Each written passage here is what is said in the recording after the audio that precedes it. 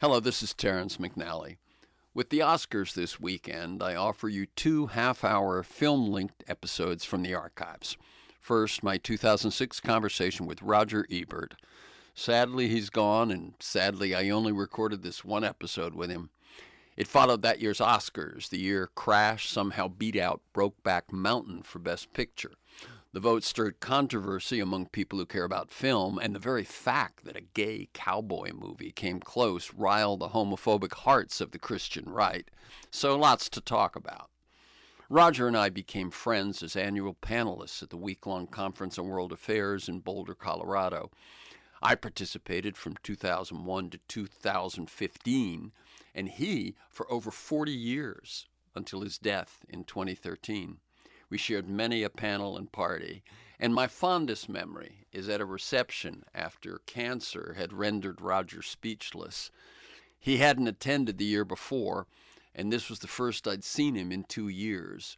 We caught each other's eyes, he beamed, and as I approached, he pulled out a pen and pad and then flashed the page to me. It read, "McNally, all caps, exclamation point." In the second half, my 2007 episode with television icon and trailblazer Phil Donahue, who died in 2024 at the age of 88. To me, Donahue always seemed to be as focused on the common good as he was on ratings, while delivering on both. We talked about his decades of work as well as Body of War, the documentary he co-directed about Thomas Young, a severely disabled Iraq War veteran. So, this show is not a total escape from the horrors of unwinnable wars.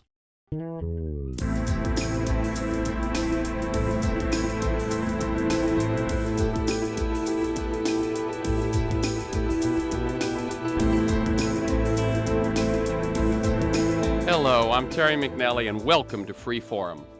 Less than an hour after the final Oscar was awarded, Sunday night, I received this email, or an email at least that included the following. I'm quoting now from this email. Blue state values were the big winners at this year's Academy Awards, rewarding blatant anti-family themes of homosexuality, prostitution, pimping, drugs, crime, and the overall demonization of America as a bunch of bigots and oilmongers. Virtually absent from the podium was anything supportive of hard work, self-responsibility, charity, faith, or family.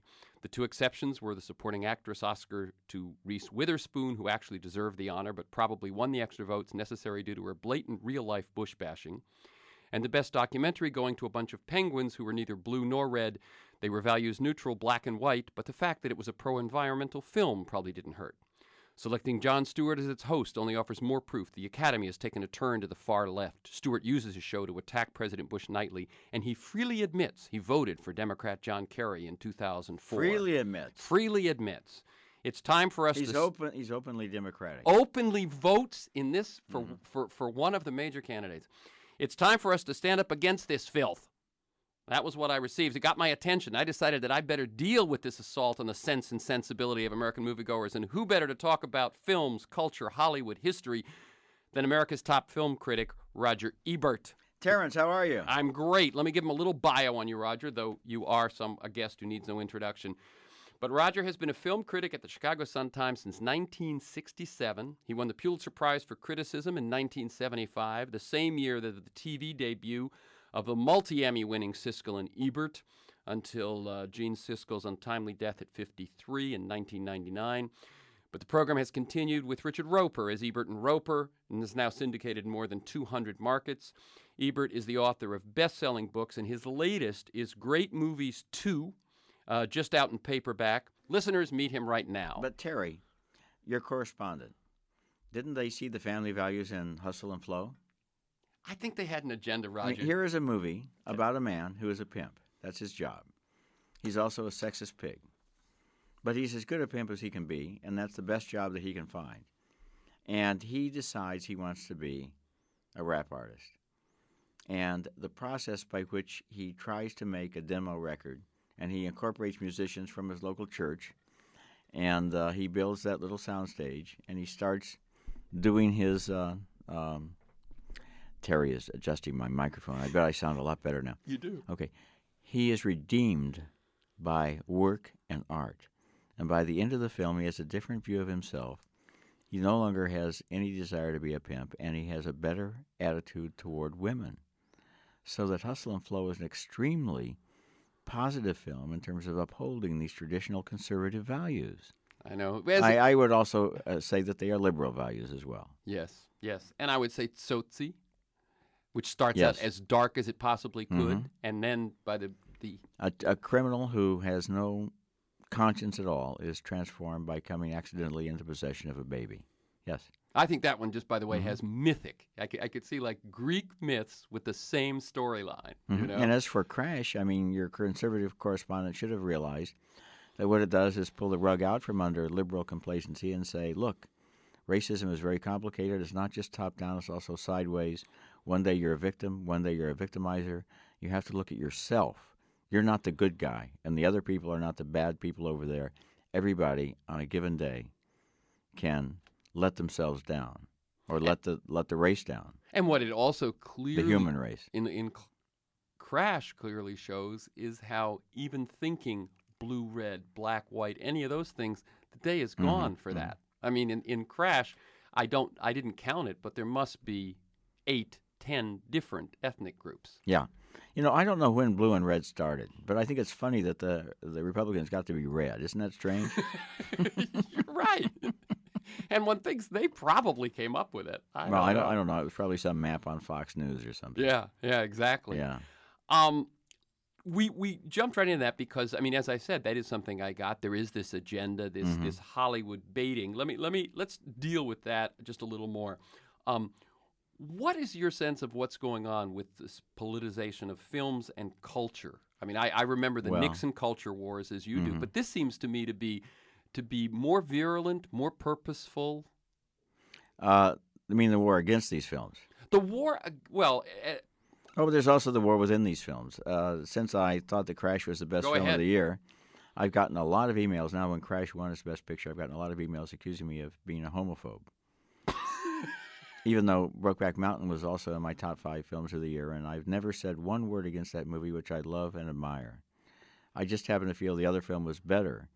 And some of the supporters of BROKEBACK really, I think, don't want to hear any reason why it shouldn't have won, because they are so supportive of its agenda, which is kind of, I guess, that anyone can be gay, even a cowboy in 1972 in Wyoming. But I don't really think the movie is about that. I really think it's about 2 men who are destroyed by their unwillingness to accept their homosexuality, especially one of them. Yeah. Although you mean the one who's murdered or the one who's destroyed?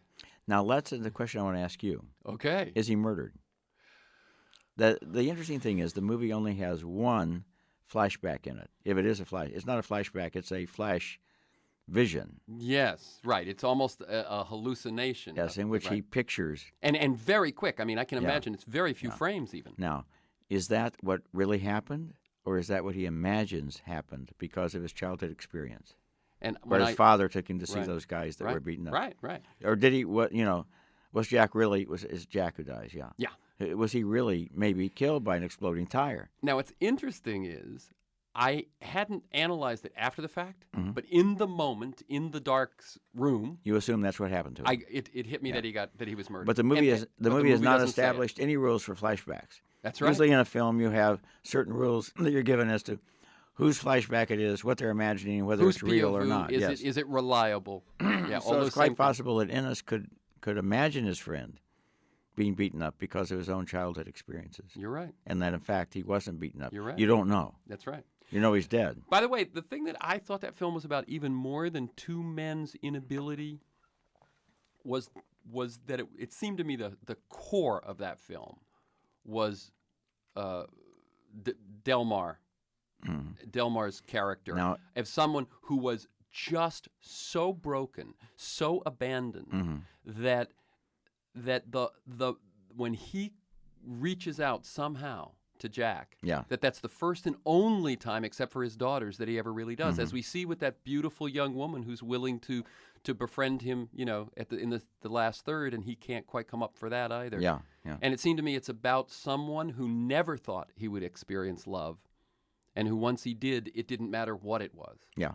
You know, one thing interesting about Ennis Del Mar is that in the short story, he's a Mexican American, I know that. and he was cast as an Anglo in this film. Right. Why did they do that? Did they decide you could only have so many issues in one film? I We don't want to have an interracial gay love story. Was that what they were thinking? I don't know. That was something I hadn't read the short story, and when I found that out, I thought it was very curious, which makes Annie Proulx's short story even, more textured. She's so wonderful. Yeah, let me tell people, I'm Terry McNally, and I'm speaking with Roger Ebert, Pulitzer Prize-winning film critic, co-host Ebert and Roper, best-selling author. His latest is Great Movies 2, so that's the sequel, huh? Sort of, yeah. The Academy Awards this time around got some controversy going. I remember when Shakespeare in Love beat Saving Private Ryan. Yeah. There was some talk, but there was nothing like this. This, to me, has been the most, what I sort of called it the crash lash, right? Gee, that's what we used on our website this was it? morning. Yeah. Oh, okay. Yeah. A lot of people were surprised that it won, although it was predicted in various places. I predicted it.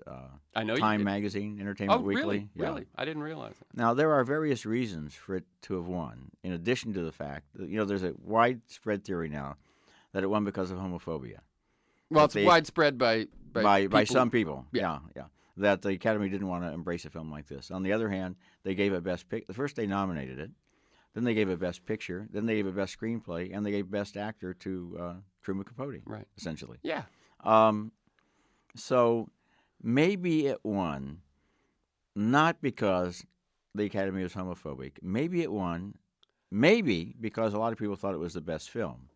Or because in the real politic of the Academy, here's a movie that had 24 major actors in it. Each one of those actors has agents, partners, managers, friends, families, and it was shot in the Valley.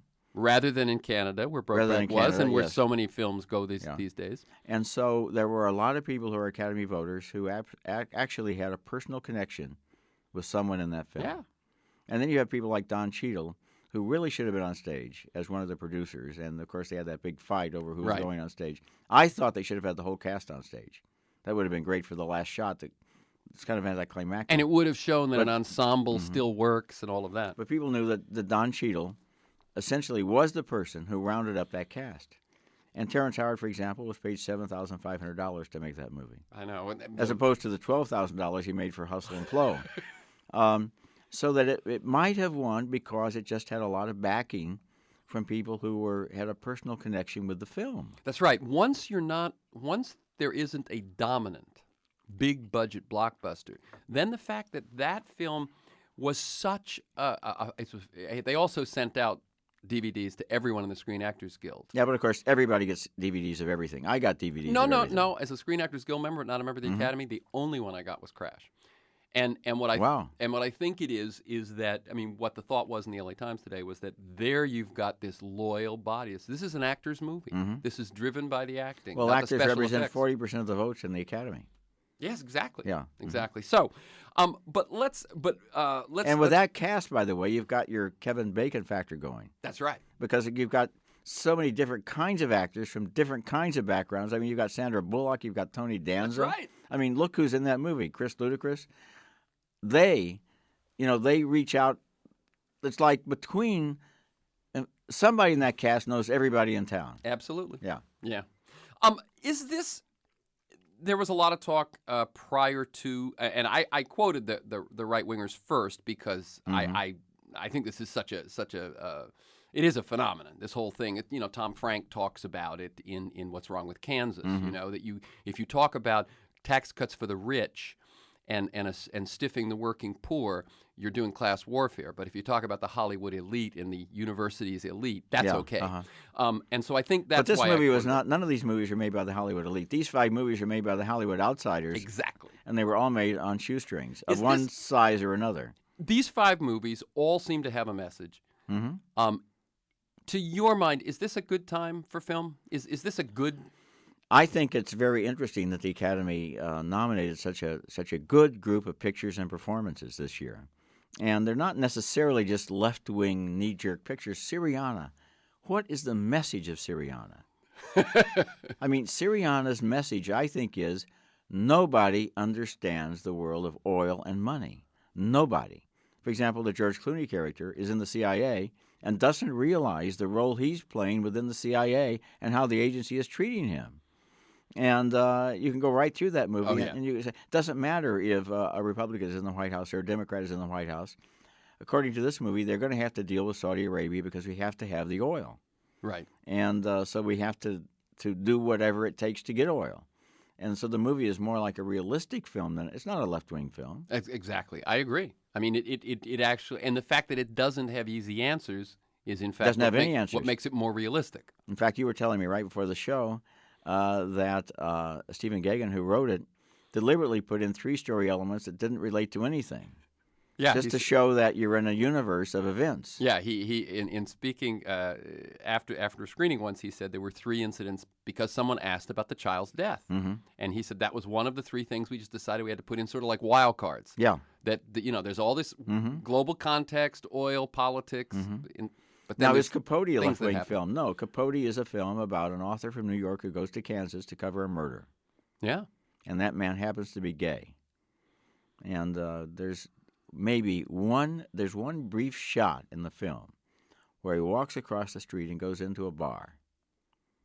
That's it. Exterior. You're saying the one moment when he actually does anything that's gay besides B. Truman Capote. Yeah. Apparently he's going into that bar. We never go in the bar with him. Right. Looking for some kind of companionship. Yeah. He's looking for Dennis Quaid from... Maybe that's right, yeah. Not after the Golden Globes he isn't. No, but you know what I mean. Yeah.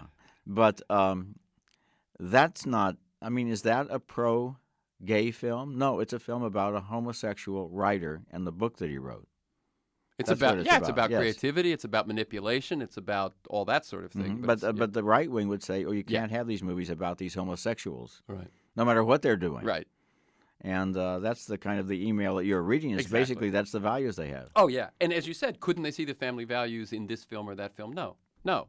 Because it's all driven by an agenda, and it's really not about the films, and it's not about the characters, and it's about the agenda. Yeah. So you think I think in your answer to is this a good time for film? It's a good. Well, I was on a different kind of talk show last night. I was on the Jay Leno show. Oh, very different. And Jay said, "Has Hollywood?" Me and Jay do this all the time. Trade guests. Has Hollywood lost touch with the movie-going public? And I said, no, the movie-going public has lost touch with good films. It's not Hollywood. It's the fact that, I actually believe that at some point, since we were in school, American education has failed this country. And we now have a group of young people, I'm not talking about all of them, but large numbers of them, who are denied an adequate education and denied the kind of reading and writing that you need in order to be a literate person. And, for example, this year, the first 6 weekends of the year were won by horror movies that were not screened for the critics by studios because they were ashamed of them. Good movies are made, good movies are seen, but the box office hits are increasingly not even, what we think of as cliched studio blockbusters. They're low-budget slasher and horror movies. Now, I like a good horror movie, but what I'm saying is these movies essentially are pitching to the lowest common denominator and connecting. I will tell you, I got a ride yesterday from a rental car pickup, and a young Latino, probably 20. I said, "Did you see Crash? And what did you think of it?" He said, "Yeah, I saw it and I liked it." I said, "What was your favorite film last year?" He said, "Saw 2. Yeah. Although he said it wasn't as good as Saw 1. But let me tell you something. The Saw pictures are not the worst of those. You wait till you see Chaos. Wait till you see Chaos. Or I want to say Mean Creek, but I think it may not be Mean Creek. I think it may be a different kind of... Yeah. I think it was Mean Creek. Anyway, I see movies that are absolutely... The Hills Have Eyes, which is coming out this weekend, is pretty disgusting. One of the crazy big questions that I ask people sometimes is this the first society that's ever pitched its largest, most important cultural artifacts at teenage boys? That's what's happening. And that's one reason to talk about the fall off at the box office. Frankly, some older viewers, and by that I mean people from around 23 years old up don't necessarily want to go to the multiplex on Friday night. Yeah. Because they're going to be in a room of rude, loud, ill-behaved. I mean, I'm sounding like John Voight. After the Oscars, they had John Voight at the Vanity Fair party, and what did you think of the show? He said, well, I liked the show. The young people were well-behaved. And I thought, this is Midnight Cowboy. That's right. The young people were well-behaved. I mean, who are we talking to? Fred McMurray? I mean, who is this? Well, it's Jolie's dad. Yes, Yeah, that's who we're talking I know. to. But Yeah. that and another reason that the box office is falling off, and this is something that nobody seems to be picking up on, is the multiplex shuffle. This is a phenomenon you have to go and observe for yourself. You go to a movie theater on Saturday afternoon. At a given time, you will notice not necessarily that people are talking on their cell phones. They're texting. You can see the light screens light up. They are going to the movie times on the web, and they are in touch with each other by messaging, instant messages. And they are saying to each other, let's say there were 6 or 7 people in this theater, Saw 2 opens in 5 minutes in theater in screen 7. Let's get go. out of here. Yeah, and then they'll all stand up and leave at once, and then they buy one ticket, And they go to 2 or 3 or parts of 4. Now, what you're saying but is, let me get to the point of this, which is interesting. If they had barcodes on the tickets, you could only go into the theater you bought a ticket for. But they won't put barcodes on the tickets. And why not? It's not the studios, it's the theaters. Sometimes when you buy a ticket at a theater, it is not to the movie that you think you're going to see.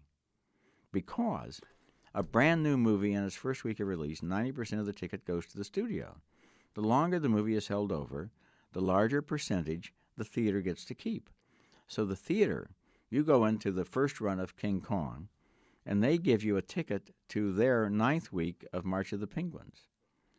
And therefore, they get to keep more of the money. Right. So this is, and you don't know that because your ticket doesn't necessarily have a name of a movie on it. Right. It probably has a little number. But yeah, so the studios aim all their promotion at the big opening, and that's another reason why they've shifted to these big openings, films that weren't even viewed for critics and so on. Yeah. Because they're making the biggest money first weekend, second weekend, and the distributor does other things because their money. Yeah. So the long run is also, of course, being phased out because DVDs come along so quickly. And this will hurt the distributors and only help that's the other thing, is that if you subtract from the gate, but you add to the DVD, they haven't lost a thing. Let me also tell people that upcoming on Freeform next week, live, Louis Lapham, editor of Harper's Magazine, go do your homework before the show. Go pick up either the Harper's Magazine or go to the web of Harper's Magazine, because his lead essay, the cover story by Louis Lapham this month, is The Case for Impeachment. And that's what we will be talking about next week. So do your homework and meet you here again next week. Also, some upcoming interviews will be with Hubert Soper, the director of the Oscar-nominated Darwin's Nightmare, Joe Conason, Robert Thurman, and some others. This DVD thing, I noticed that in your new book, you mentioned that you've learned something from DVDs. You like the DVD experience. Well, of course, although I like the big screen experience too. There are 2 movies in the book, Rules of the Game and Children of Paradise, which are on anybody's list of the Children of Paradise was voted the best French film ever made. And Rules of the Game is usually in the top 5 or 10. Rules of the Game is number 2 in the Sight and Sound poll, the greatest films of all time. I felt until I saw them on the Criterion Collection discs, I had never really seen them, because I saw them in beat-up 16mm prints in film class.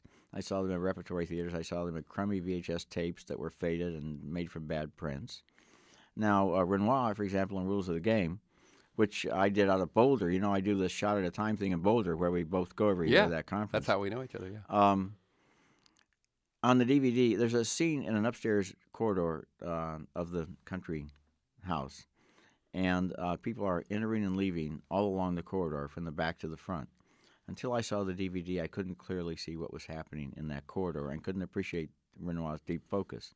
So DVDs can be restored to allow us to see a film in a way that we never really got to see it before. Now, what I notice is, of course, because of the way you see films, you probably have seen them in a darkened room first and then see them on DVD. Well, I had taught rules of the game in film class, Yeah. and still Hadn't had been never able to see really that. So been even- able to see it like this. But on the other hand, the problem with the DVD coming out right away is that it shortens the run, and there are certain kinds of films that a teenage action picture can open, play 3 weeks, and close. But there are kinds of films that need to build an audience Well, Crash. through word of mouth, like Crash, Crash which did. built over 9 or 10 weeks. I know really. it opened in May, and it was still playing in August. Yeah. But on the other hand, can you guess, the Internet Movie Database, Yeah. which is the Yeah. largest source of movie information IMDb. on the planet. Where you can see how many times I died on television. They have the list of the top 250 films as voted by their worldwide audience. Okay, I'm going to give you a clue. Number 1 is The Godfather. What is number 2? E.T. No. The Shawshank Redemption. My God. And that movie has been in the top 5 of IMDb for 10 years. Amazing. And when it opened, it did more business every week than the week before. And then it had to close because of a video deadline. I got it. Tell you what, we have 1 minute left. Oh, okay. What I want to ask you is, I didn't know you wrote op-eds. I was going to say, you've been at this a long time. Movies may be good or bad, but the country and the society looks like it's in a pickle. I was going to ask, have you thought about moving your attention to the broader context? But obviously when you write op-eds, you do. I Just do, tell me a yeah. little bit about that. And I'll cut you off when you run out of time. Okay, well, I just wrote a bit about George Bush, especially during the debates, because I thought he was just hammered to pieces. The rabbit in the deer in the headlight syndrome. He was at a loss for words. He's not intelligent enough. He's not well spoken enough. When you look at him, you just don't believe that he understands or cares about what he's saying. And maybe I'm prejudiced. Okay. I guess everybody is. I don't know what objectivity is, because to be human is to be subjective.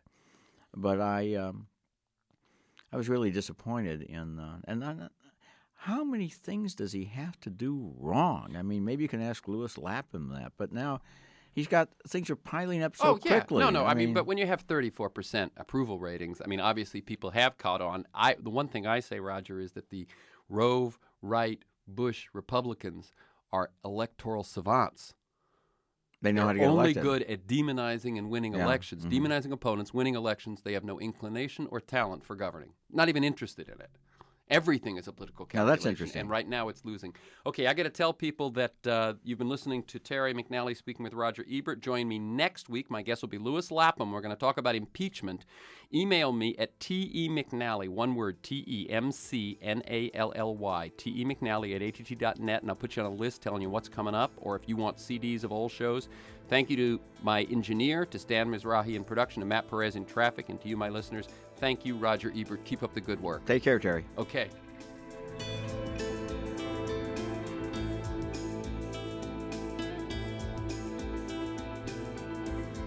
Hello, this is Terrence McNally. In the second half, you'll hear my 2007 conversation with the late Phil Donahue about some of his courageous choices over the years, and about Body of War, the documentary he co-directed about Thomas Young, a severely disabled Iraq War veteran.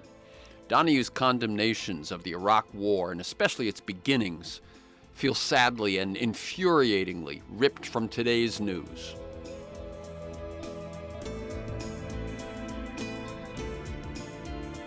Hello, I'm Terry McNally, and welcome to Freeforum. Phil Donahue pioneered the modern television talk show.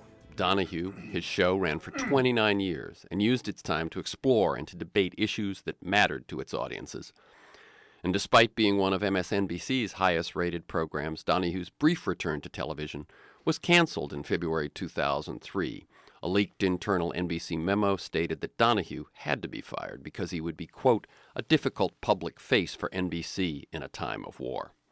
Now Phil Donahue has collaborated with veteran documentary filmmaker Ellen Spiro to give us an unsanitized account of one young man's evolution from enlisted soldier to anti-war veteran. Thomas Young grew up in Kansas City, and like many patriotic young men and women, he responded to a call to action after 9/11. Yet after less than 1 week in Iraq, he received a bullet injury to the spine that paralyzed his body.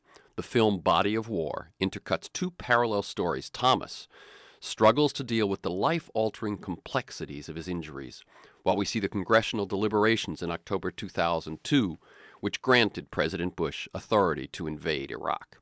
Here on Freeform, we explore the lives, the work, the ideas of individuals that I suspect have pieces of the puzzle of a world that just might work. We look at new, innovative, provocative approaches to business, environment, health, science, politics, media, all based on the fact that I believe we can do better, and I want to find out how. Phil Donahue and The Donahue Show have been honored with 20 Daytime Emmy Awards, including 9 for Outstanding Host and a George Foster Peabody Broadcasting Journalism Award. The format Phil Donahue introduced on November 6, 1967, as The Phil Donahue Show on WLWD in Dayton, Ohio, launched the first audience participation television talk show and changed the face of American daytime television. He used that television talk show format to interview world leaders, celebrities, newsmakers, and people from all walks of life, and for over 29 years, he examined human behavior, focused national debates, and has provided a democratic forum for presidential candidates. For his outstanding contribution to television and American culture, Mr. Donahue was inducted into the Academy of Television Arts and Sciences Hall of Fame in November 20th, 1993. Welcome, Phil Donahue, to Free Forum. Thank you, Terrence. Pleased to be here. I like listeners to get a feel for the people behind the ideas and the work and, in some cases, the reputations that we end up dealing with. So, first, what led you to broadcasting, and then how did you invent Donahue? Well, as you said, Donahue was born in 1967. I was a news guy. I was, the guy at local news, Channel 7, Dayton, Ohio. And I was the guy with the mic, who would say to the fire chief, "What did it look like when you got here, chief?" And he'd say, "It looked like a fire. What do you think?" And you could see the building collapsing behind us. That was my life for maybe 4 or 5 years. I mean, City Hall, visiting dignitaries, covering the city commission and the cops. And suddenly two-way radio became big. I don't have to tell you about this. I'm sure you remember you could call in and actually you were on the air. I mean, it was huge. It was a big deal. Right. I remember it was contests on rock and roll stations. Well, I wasn't near that, but I just remember Westinghouse in Boston, WBZ had a wonderful, and that's a 50,000 watt. I used to listen to it. I used to listen to it in Florida. And I thought, I can do this. But in any event, inevitably, talk radio came to the radio station that I was working for. The news department serviced television and radio. So, we'll put Donahue in there. He knows the mayor. I had a certain knowledge of the city and politics and so on. And I insisted that I have ability to have a guest on long distance. So you didn't have to come to Dayton, Ohio, which nobody knew where it was anyway, to be on my afternoon radio show. So I had Bobby Kennedy from his office in Washington. I remember we had not Maria Oswald, his mother. I can't remember. Oh, I don't remember the mother's name. Yeah, Marina maybe. But no, Marina was the wife. Okay. Anyway, people like that, and Hugh Hefner and the housewives in Dayton could call up and actually talk to these. Well, my goodness, we went. I mean, the ratings were just fabulous. Remember, this is first. No one else had done this before. So somebody finally said along the way, "Why don't we do this on television?" And I thought, I didn't know what we would do when the caller was talking. What visual are you going to do? Somehow, first of all, we always flogged the callers. We wouldn't let anybody go on and on. Mm-hmm. We were very good at it. And we had a screener, who said, all of that. So we had a minimum amount of, am on yet? Yeah. How many times have you heard, Yep. Me? Yes, turn your radio down, please. Turn your radio down, please. Turn your radio down. So we went through all of that. And we suddenly looked up, our first guest was Madeleine Murray O'Hare, the atheist. So we knew we were visually dull. We had no stars. Stars didn't come to Dayton, Ohio. Right. So we had to survive on issues. And my first guest was the atheist who took prayer out of public schools. Well, kaboom, in Dayton, Ohio, they knew there was a new TV show on television at 10:30, and suddenly I looked up and we had an audience which we inherited from another program, and I would be interviewing, grand interviewer that I am, and I noticed during the commercials these women in the audience were asking very good questions. So one day I jumped out, and here we are. And it was the audience that saved our show. Great, of course, because some of the things that worked on radio wouldn't work on television, Well, but also other things that... Yeah, but we, if I don't know if you remember those days, you never saw the audience Right. of these shows.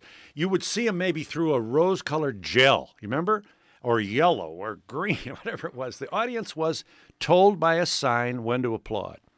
We took the cameras and pulled them behind the audience and moved the audience up to the stage. What our goal every day was to have a community develop between me, the guest, and the audience, and it almost always did. Yeah. Let me ask you again about the 29 years of Donahue. What were a couple of your proudest moments? Oh, my. Well, we had Ayn Rand, Atlas Shrugged. The Donahue Show featured Margaret Mead. The Donahue Show featured the first test tube baby from England, Louise Brown, right there on my stage. Imagine, test tube baby, back then. Yeah. Whoa. We had the Sepulvedas, a couple south of here, Loma Linda. Loma Linda's not going to be pleased with me bringing this up again. Loma Linda refused to transplant the kid because I'm trying to be fair about this, but among other things, the parents smoked marijuana. So they literally chose not to transplant the kid. And it got in the paper, and the whole nation collapsed on top of Loma Linda. Sure. And they're on the show. The couple is on the show with little Jessie. Who needs a transplant. Who needs a transplant. And the phone, I'm taking calls, and I took a call, and it was a nurse from, I want to say Battle Creek, somewhere in Michigan. And she said, "We have a heart." I mean, Okay. the audience stopped breathing. And the Sepulvedas took their baby, and I said, "Godspeed." And they left the studio in the middle of the show to go to, Michigan to have the transplant. That's pretty amazing. Yeah, it is. Alas, it has a sad ending. We lost Jesse after the operation. He lived a while, and I went to the funeral. And you don't forget those things. I mean, his father played the guitar and sang a song. Oh, I'll never forget it. To name a few moments. Sorry for talking so much. No. You're going to throw me these underhand pitches. I mean, you'll never get me out of here. It was clear that you were back there for that moment. Let me say that I'm Terry McNally, and I'm speaking with the familiar voice of Phil Donahue, host for 29 Years of Donahue, and co-director and executive producer of a new documentary, Body of War. Before we move on to Body of War, let me ask you briefly about what I referred to at the top, about your experience at MSNBC, and to kind of put it in a context and kind of hit two birds with one stone. I want to hear about what happened there, and then if you'd reflect a little bit on MSNBC's Keith Olbermann. Well, God bless Keith Olbermann, and let's hope he has a long and successful life on TV.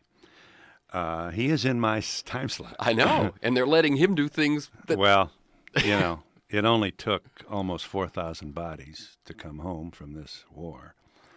And now people are saying, well, maybe. The experience, I went back to on the air because I couldn't believe everybody wanted to bomb something. Everybody wanted to bomb somebody. And all I was saying was, oh, hey, wait a minute. I was against the bombing of Afghanistan. I said, we're dropping bombs on people who live in caves? Should the most powerful nation on earth be doing that? I thought, well, hell, people who hate my message will listen, will be different because everybody else was beating the war drum. The Wall Street Journal, the New York Times, the L.A. Times, the Boston, the Chicago Tribune, name a paper. The Washington Post as much as anybody. I mean, and the nation's heartbeat started to. And every expert you saw was some retired general. And those who were against the war before the invasion of 2003 muted themselves. It's a fascinating study, really, in behavior. As this nation prepared to go to war, and it was clear we were going, you had to shut up and sing. Every anti-war personality on MSNBC muted themselves when the run-up to the war began. It's important to know the pressure that came down on the people in media. You were a wimp if you didn't support the war. You were not patriotic. You didn't support the troops. You weren't really an American. You were, I mean, on and on. The business of marginalizing the dissenting voice was so total that we had almost no dissent at all. As someone, I was on a panel once, and I'm not remembering her name right now, but she had been, I think, at CNN at the time. She said her belief was that what they did was they tested. You know, they focus group and polled, and they said, what do people want to hear? Absolutely and so. then that dictated what you would report. She was right. I think you may be speaking of Ashley Banfield.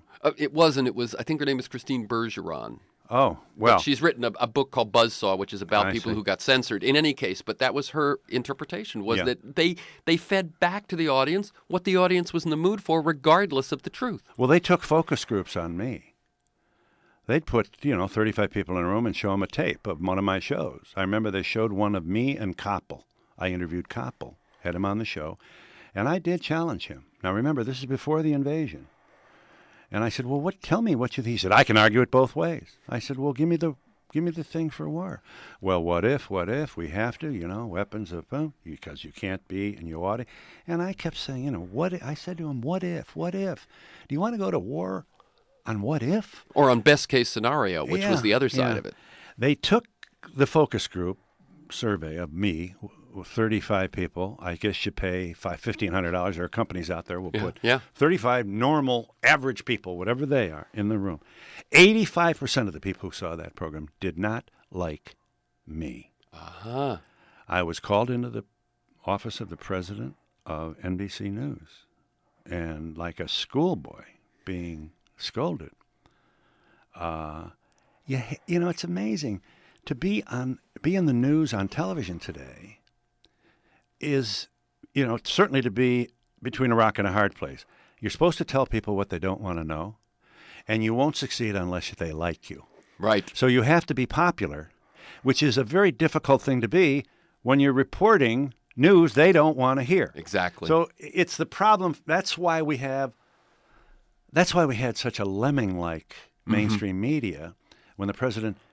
And I also believe, most of these large media companies have boards of directors made up of white male Republicans, for which belief I do not think they should be waterboarded.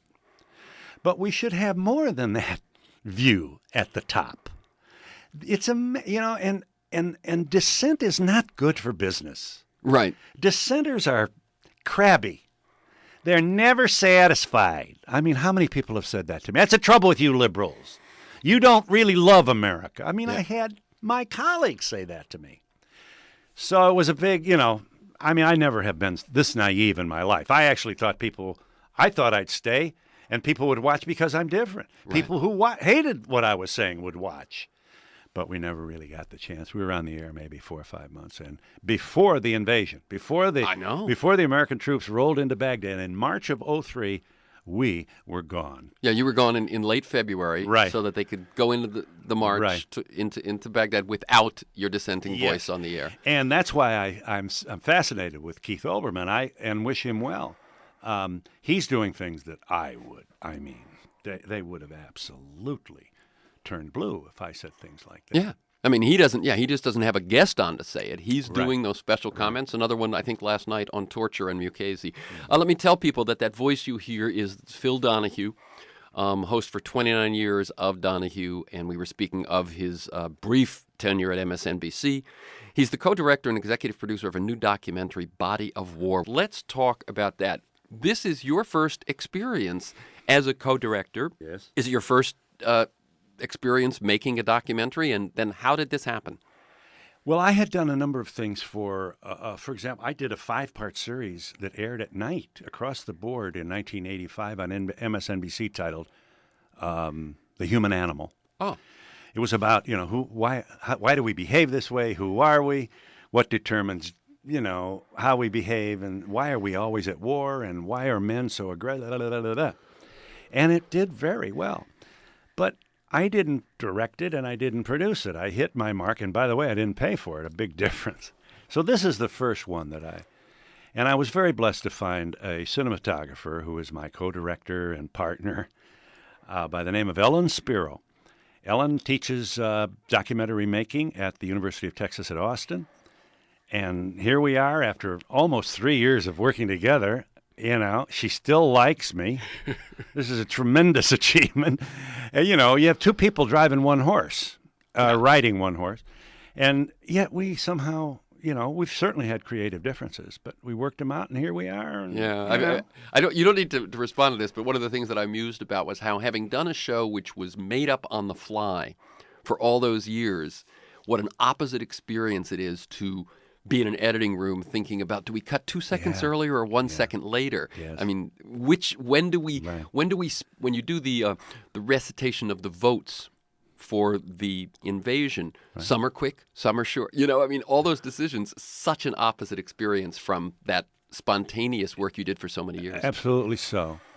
But somehow, I mean, so many wonderful things happened. I mean, I got very, very lucky. My first break was Ellen. Ellen Spiro is just wonderful. Everything she shot was usable. It's just, I can't get over her talent. Tell people what is Body of War. I referred to it at the top, but you know, radio people have tuned in since then. You link two stories. One focuses on an individual. One focuses on Congress. And the part of the film that focuses on Congress focuses on the October 2002 Iraq War debate, which everyone who sees our movie will realize was a superficial, bumper sticker debate. Robotic senators and House members got up. A smoking gun can become a mushroom cloud. When you show how every one of them is repeating the same talking points. White House Iraq Group, WIG. These were the ad agency warriors who gave us shock and awe. They name our wars like they're video games. Well, these are the same people who gave the talking points to the Congress. A gun smokes after it's been fired. And another senator says, a gun smokes after. And by the time the third, fourth person says this, you're saying to yourself, this is the debate that brought us the most serious, horrible, massive foreign policy blunder of my lifetime. Yeah. And the thing that you see in that piece of it, as you say, is that clearly there was no debate. Clearly these people did not take their responsibility seriously. The same people who didn't read the Patriot Act before they passed it, almost unanimously. That's absolutely so. So, and the other side is one individual, Thomas Young. Right. How did you run into him? I was visiting my old friend Ralph Nader in Washington, on whose campaign I had been a participant in 2000. And then to save my marriage, I got off the bus in 2004. I mean, Marlo was really upset with me, and I was going to elect another Republican, and who do I think I am? So I got off. I got off the bus. After the election, I went to see him. I thought, well, if anybody needs a hug, because Ralph was really taking incoming. And we go back to I know 60. You do. He was the most frequent guest you ever had on your show. He was. And during our conversation, he said, a mother at Walter Reed wants to see me. Do you want to go? I said, yeah, I'd never been to Walter Reed. So back I fly a week later, and off me and Ralph. Well, this kid, you could hardly see him in the sheets because he was so pale. You could see his cheekbones. He was wall-to-wall morphine. I met his mother. By the way, I don't think he remembers this visit at all. And I learned about the gravity of his injury. He's a T4, which means his spine was severed. Anatomists know what that means. He is paralyzed from the chest down. And to see this young man close up, the closer you get to this, you look at this kid. He has bowel and bladder problems. You see a person in a wheelchair, oh, poor person, he can't walk. It's a lot more than that. And when people see the film, they will see that. Yeah, they will. This is a very close-up look at the harm and harm's way. Very close-up look. Right. And what we have here is, if this Congress had obeyed the Constitution, only Congress can declare war. They didn't declare war. They put their hand over their eyes and they handed a piece of paper to the president which said, if you think That way, when he goes to war, if it doesn't work, they can say, well, we didn't realize, we didn't. If I knew now. Yeah. So you have it's a third rail issue, and nobody wants to take it. It's awful. James Madison, as you saw, it's too much of a temptation for one man. Only Congress can declare war. It's the most fabulous feature of our Constitution. Don't give one man the Army, the Navy, or the Marines. He'll get on his horse, he'll draw his sword, and march to glory. I mean, they will. This is how men behave. And the framers knew this. They knew it, and we ignore it. I can't get over it. Yeah. The people who give prizes to young people for speaking at Daughters of the American Revolution banquets, or Rotary, why I'm proud to be an American. These are the same people who abandoned the Constitution first. They have people in cages, no papers, no Red Cross, no phone calls, lawyer, no family, no nothing. This is not the country that I was raised to pledge allegiance to. This is horrible what's happening. These radicals in Washington, bring them on. The next president who's tempted to say, bring them on, I want to say to him, I have a soldier for you. Before you make this decision, I want you to meet the 1st Cavalry's honorably discharged United States Army Specialist, Thomas Young, a Heartland kid, Kansas City, signed up 913, wanted to get the evildoers. Wanted to go to Afghanistan. Watch the president on top of the pile. He was at Fort Hood training when he realized the light bulb went on for him. Why am I going to Iraq? But, you're at Fort Hood. Not too many people, want to pick it while they're in basic. So off he goes. He's there 5 days and he gets shot. Yeah. And as he describes it, he says that he was in a 2.5-ton pickup, 2.5-ton truck with a bunch of soldiers, unprotected and unarmored. He said we were and like no top. That's what I'm saying. So they just were shot by a sniper. This wasn't a roadside bomb. Fish in a shot barrel. by a sniper. Yeah. And he says it's like shooting ducks in a barrel. Yes, he does say that. This is Free Forum. I'm Terry McNally, and I'm speaking with Phil Donahue, the longtime host of Donahue and the co-director and executive producer of a new documentary called Body of War, which is what we're talking about right now.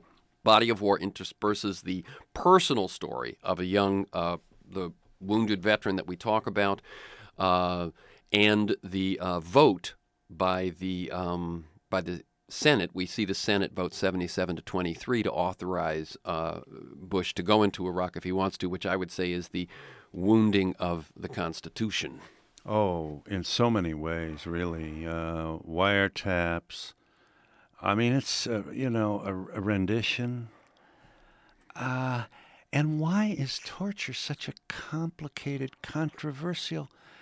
The next American prisoner who gets tortured in some woe-begotten place with no media, no flashlights, no nothing. I mean, how can the president live with the knowledge that we're going to get what we gave? Of course. That's why John McCain is so clearly against that. One of the things, by the way, that's happening on the torture issue right now, Phil, is it's come out that Daniel Levin, do you know about this? No. Someone within the Justice Department whose job it was to give opinions about what was torture and what wasn't, actually went and asked to be waterboarded.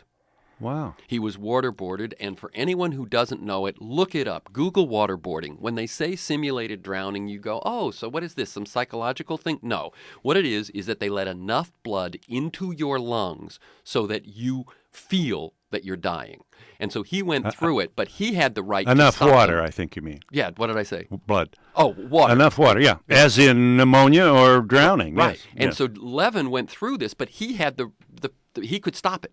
So he stopped it, and then he said, this is torture, and they fired him. You're kidding. No. That's what happened, and that just came out. That's what Oberyn was talking about yesterday. Right. So we've got about 2 more minutes. What's your feeling, having made this film, about the film and about where we stand in Iraq? Well, my first feeling is that the American people will never be safe or feel safe until we have leaders in Washington who reach out rather than lash out. We appear to all the world to be a warrior nation. And it is also clear, as Norman Solomon has instructed us in a book titled War Made Easy, if a United States president wants a war, he can have one. Americans must return to the original vision of the framers. Only Congress can declare war. We should return to the tradition of diplomacy, and we should remind ourselves how much we have to sell. This is a fabulous democratic experiment we are all part of, most of us by accident of birth. I mean, what a wonderful document is the United States Constitution. I mean, it protects the powerless against the tyranny of the majority. It's a fabulous idea. And we should be selling it to the rest of the world in our own civil, courteous, generous, respectful way. Instead, we're like a giant stomping around the playground. We're beating our chest and we're saying we're the last remaining superpower. Well, you know, the more you say that, the more you feel you have to somehow prove it. And if you spend $500 billion a year, $500 million a year. 500 billion. Okay, you're right, billion. Sorry, B. But who's billion? counting? That's $500 billion a year on things that go boom. Yeah. If you do that, you're going to use them. Yeah. You can't. I mean, otherwise, why have them? And then the arms merchants will say, hey, wait a minute, hold it. There's a lot of profit here. We got to keep this up. You can't do it unless you scare the people. And the Bush administration has had a very long run of the politics of fear. It worked. If you scare the people, you can do almost anything. Okay, that's the voice of Phil Donahue. Again, the film is Body of War. The site to learn more about it is bodyofwar.com. Thank you to G, my engineer, Stan Mizrahi in production, Matt Perez in traffic. To you, my listeners, I look forward to being with you again next week. Thank you, Phil Donahue. Keep up the good work. Thank you very much, Terrence. For this conversation and many other interviews and articles to join me in pursuit of a world that just might work, go to terrencemcnally.net, TERRENCEMCNALLY, all one word, terrencemcnally.net, or aworldthatjustmightwork.com. They're the same website. If you want to receive my weekly email announcement telling you who's going to be on, what we're going to talk about, and usually 10 articles that'll flesh out the conversation, email me at temcnally@mac.com, TEMCNALLY@mac.com. You can also subscribe and listen to the Freeform podcast on most of those podcast sites and at my site.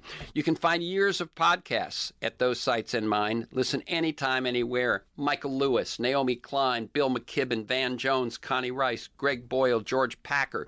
You can also follow me on Twitter at McNally Terrence. Thanks to Kiana Williams in production, George Vasilopoulos of Progressive Voices, and most of all to you, my listeners. Please share this podcast widely.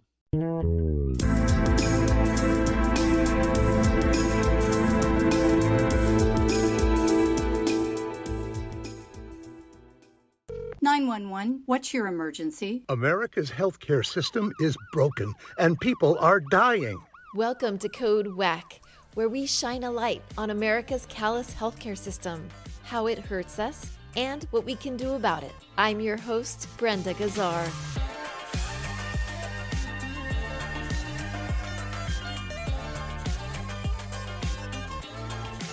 This time on Code WACK. What happens to staff and patients when private investors buy hospitals to make them more profitable? And why should this concern us all? To break it down, we spoke to Dr. Renee Shaw, an attending physician at San Francisco General Hospital and Trauma Center, and a professor of emergency medicine and health policy at the University of California, San Francisco. So this study was looking at what happens to certain outcomes after a private equity acquisition of hospitals. It found that after private equity acquisition, hospitals reduced their emergency department salary expenditures by about 18% and ICU salary expenditures by about 16%. They also looked at the number of full-time employees and found that after PE acquisition, there were 12% fewer full-time employees. And they also looked at salary expenditures relative to controls and found that there was a decrease of 17% after private equity acquisition. When they actually looked at patient outcomes, they found that in the emergency departments for patients that were treat and release patients, those are patients that are discharged from the ED on the same day or in the same visit, there were about 7 additional deaths per 10,000 visits after the acquisition, which is a 13% relative increase from the baseline. Get the full Code WACK story on ProgressiveVoices.com and on the PV app. Catch all our episodes by subscribing to Code WACK, wherever you find your podcasts. This podcast is powered by Heal California, a nonprofit that uplifts the voices of those fighting for healthcare reform around the country. Until next time, stay healthy. The Progressive Voices audience has grown to nearly 1 million regular listeners. Unfortunately, so have our operational costs. We feel it's important to protect the very limited commercial nature of the stream, so to keep up with these costs, we need your financial help. If you want to continue enjoying great shows like Randy Rhodes, Stephanie Miller, Tom Hartman, Leslie Marshall, and so many others on the free mobile Progressive Voices platform, please go to progressivevoices.com and press the donate button right now. Thank you.